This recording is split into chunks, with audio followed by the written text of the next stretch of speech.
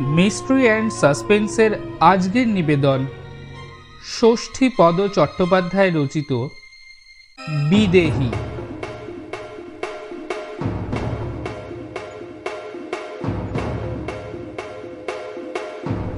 আজ থেকে ২০-২৫ বছর আগে মিহিজামের প্রাকৃতিক সৌন্দর্যের একটা আলাদা আকর্ষণ ছিল। চারিদিকে ছিল ঘন সবুজের সমারোহ, ছোট ছোট টিলা পাহাড়ে ভর্তি ছিল জায়গাটা। এখন সুন্দর পাহাড়ি এলাকা ছাড়া আর কোনো টিলা নেই বললেই চলে। দূরের পাহাড়গুলো অবশ্য যেমন ছিল তেমনই আছে। মিহিজামে খুকুদিরা থাকতেন গোলাপ বাগের কাছে ছোট্ট একটি বাড়িতে। চারিদিকে লাল মাটির প্রান্তর, বন উপবন, কি চমৎকার সবুজের সমারোহ সেখানে। সময়টা তখন ভাদ্র আশ্বিন মাস। হঠাৎ কিছুদিন জ্বর ভোগ করে শরীরটা দুর্বল হয়ে পড়েছিল। এমন সময় অপ্রত্যাশিতভাবে একদিন খুকুদির একটা চিঠি এসে হাজির। খুকুদি সেই চিঠিতে আমাদের সবার কুশল নিয়ে বারবার অনুরোধ করেছেন ওদের মিহিজামে একবার বেড়াতে যাওয়ার জন্য, বিশেষ করে আমাকে। লিখেছেন, এই শরতে অন্তত কয়েকটা দিন আমাদের এখান থেকে ঘুরে যা, দেখবি খুব ভালো লাগবে। আমার তো এখন এমন হয়েছে যে মিহিজাম ছেড়ে আর কোথাও যেতেই ইচ্ছা করে না। আসবি তো?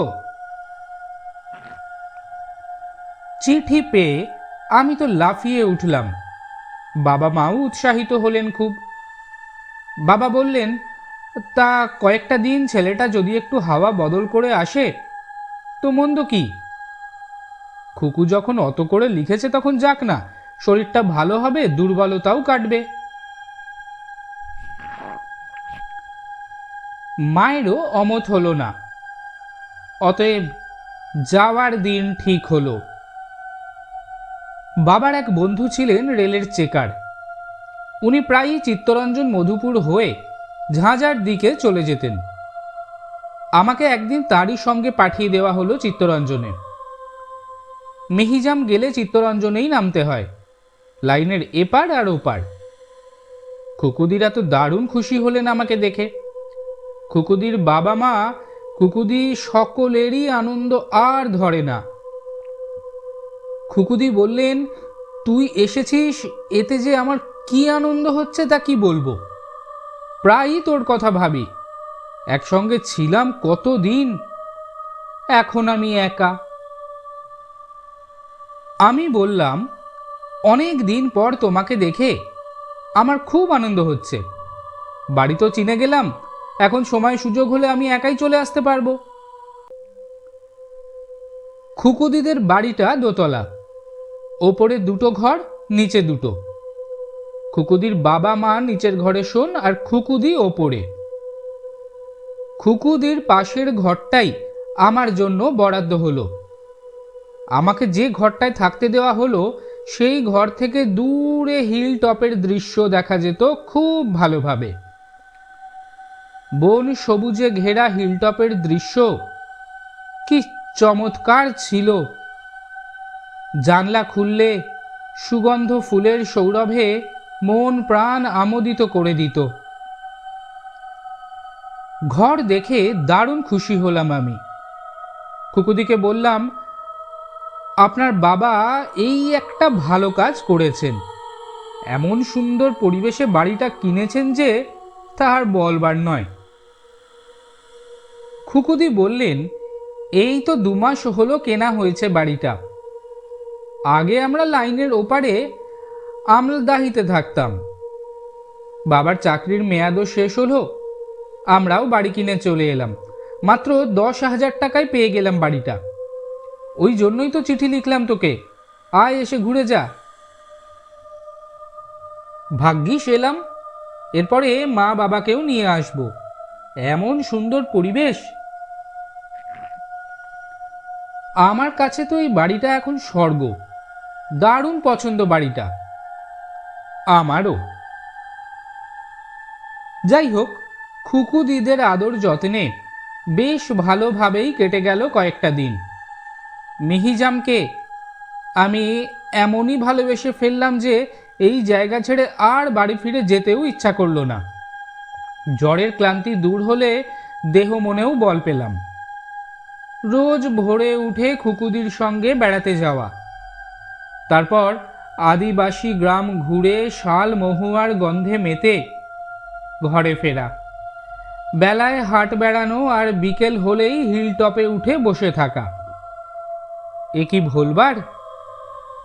হাওড়া শহরের ঘিঞ্জি পরিবেশ থেকে যা কল্পনাও করিনি কখনো। একদিন হলো কি, খুব ভোরে আমার ঘুম ভেঙে গেল। অন্যদিন খুকুদি আমাকে ডাকেন, আজ আমি খুকুদিকে ডাকবো বলে দরজা খুলে বারান্দায় এসেই দেখি খুকুদির বয়সী একটি অচেনা মেয়ে খুকুদির ঘর থেকে বেরিয়ে এলেন। এই কদিনে মেয়েটিকে আমি তো একবারও দেখিনি। কে উনি? এত ভোরে কি করতে এসেছিলেন এখানে? মেয়েটি দারুণ সুন্দরী। এই আধো অন্ধকারেও তার রূপের ছটায় চারিদিক যেন আলো হয়ে উঠেছে। উনি আমার পা থেকে মাথা পর্যন্ত বিস্ময় ভরা চোখে একবার দেখে নিয়ে সিঁড়ি বেয়ে নেমে গেলেন। বিস্ময় আমারও বড় কম হলো না। আমি খুকুদির ঘরের দরজায় টোকা দিতেই ভেতর থেকে সাড়া দিলেন খুকুদি। তারপর দরজা খুলে বেরিয়ে এসে বললেন, ভাগ্যি ডাকলি তুই, খুব ঘুমিয়ে পড়েছিলাম। এত ঘুম আমি কখনো ঘুমাইনি। আমি বললাম, উনি কে খুকুদি? কার কথা বলছিস? এই যে একটু আগে যিনি আপনার ঘর থেকে বেরোলেন। আমার ঘর থেকে? কি যাতা বলছিস তুই? এই তো আমি ঘুম থেকে উঠলাম, দরজার খিল খুললাম। আমি তখন সব কথা বললাম খুকুদিকে। খুকুদি বললেন, ঘুমের ঘোরে স্বপ্ন দেখিসনি তো? আমি বললাম যে না, যা দেখবার তা আমি সজ্ঞান অবস্থাতেই দেখেছি। খুকুদি বললেন, কি জানি বাবা, কি দেখতে কি দেখেছিস তুই। যাই হোক, রেডি হয়ে নে, এই বেলা একটু ঘুরে আসি। খুব মেঘ করেছে আকাশে, যে কোনো মুহূর্তেই বৃষ্টি হতে পারে। আমার কি বলার অপেক্ষা রাখে? সঙ্গে সঙ্গে রেডি হয়ে নিলাম আমি। তারপর খুকুদির সঙ্গে চললাম প্রাতঃভ্রমণে। ওই মেয়েটির ব্যাপারে আর কোনো কথাবার্তা না হলেও মনটা কেমন খারাপ হয়ে গেল আমার। আজ আমরা রেল ব্রিজ পার হয়ে অন্যদিকে চললাম। আকাশ তখনও ভালোভাবে ফর্সা হয়নি। এক জায়গায় পাঁচিল ঘেরা একটা বাগানের ভেতর গাছে গাছে অসংখ্য চাঁপা ফুল ফুটে থাকতে দেখে আমাদের লোভ হলো খুব। খুকুদি বললেন, চাঁপা ফুল আমার দারুণ প্রিয়। আমাদের বাগানেও গাছ আছে, কিন্তু এর গন্ধটা যেন অসাধারণ। কিন্তু এই ফুল কি করে পাই বলতো? আমি বললাম, ভেতরে কাদের সব কথাবার্তা শোনা যাচ্ছে, নিশ্চয়ই ঢোকার কোনো রাস্তাও আছে। আমার কথা শেষ হওয়ার সঙ্গে সঙ্গেই দেখলাম এক দল মেয়ে কলকল করতে করতে পাঁচিলের একটা ভাঙা অংশ থেকে বেরিয়ে আসছে।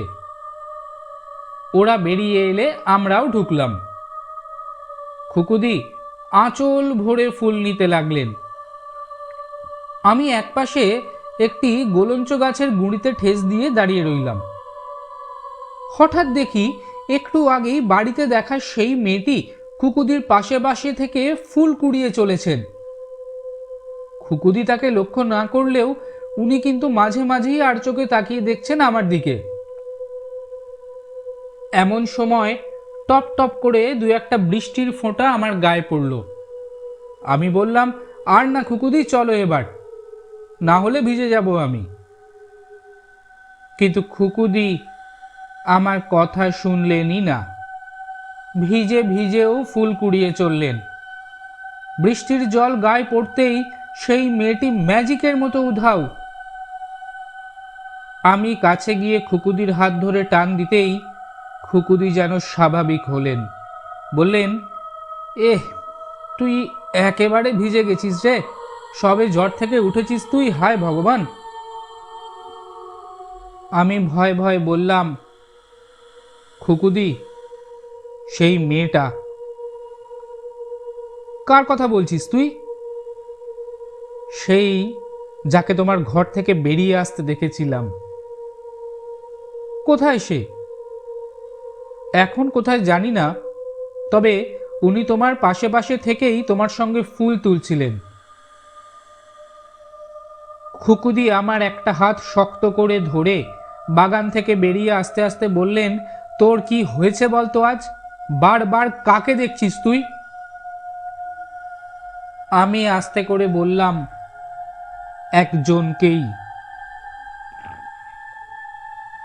এমন সময় প্রবল বর্ষণ শুরু হলো। আমরা একজনদের গাড়ি বারান্দার নিচে আশ্রয় নিয়ে দাঁড়ালাম। ততক্ষণে আকাশ ফর্সা হয়ে গেছে। প্রায় ঘন্টাখানেক বাদে বৃষ্টি থামলে বাড়ি ফিরে এলাম। এরপর সারাটা দিন বেশ ভালোই কাটলো। মাঝে মাঝে মেঘ জমে বৃষ্টি হয়, কখনো রোদ ওঠে। বাগানের শিউলি গাছ থেকে টুপটাপ ফুল ঝরে পড়ে। আমি জানলার ধারে বসে প্রকৃতির লীলারূপ দেখেই যাই।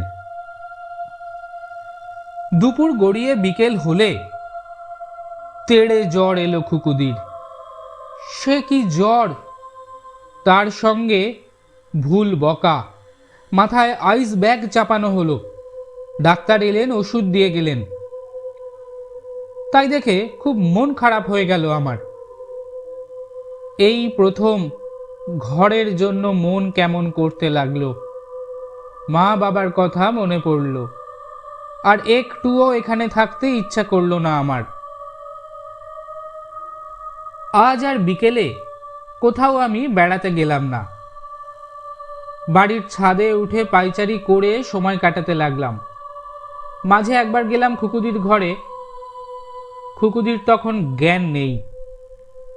জ্বরটা একভাবে রয়েছে, চোখ দুটো লাল, কাউকেই চিনতে পারছেন না, এমনকি নিজের মা বাবাকেও না। খুকুদির মা সমানে কেঁদে চলেছেন। ওর কান্না দেখে আমারও চোখে জল চলে এলো। খুকুদি বিহনে আমি একা পড়ে গেলাম। রাত্রিবেলা খাওয়া দাওয়ার পর ওপরের ঘরে শুতে গিয়েই বিপত্তি। দেখলাম আমার আগেই বিছানা দখল করে কে যেন শুয়ে আছে। ঘরের ভেতরটা ম ম করছে চাঁপা ফুলের গন্ধে। আমার সারা শরীর জুড়ে একটা হিম স্রোত নেমে এলো। আমি দারুণ ভয় চিৎকার করে ছুটে বেরিয়ে এলাম ঘর থেকে। সে রাতটা নিচের ঘরে শুয়েই কাটলো আমার। এরপর সারা রাত আমি ভয় ঘুমোতে পারলাম না। আমার বিছানা দখল করে যিনি শুয়েছিলেন তার কথা আমি কাউকে বলিনি। সেই তিনি, একই দিনে পরপর 3 বার যাকে দেখলাম।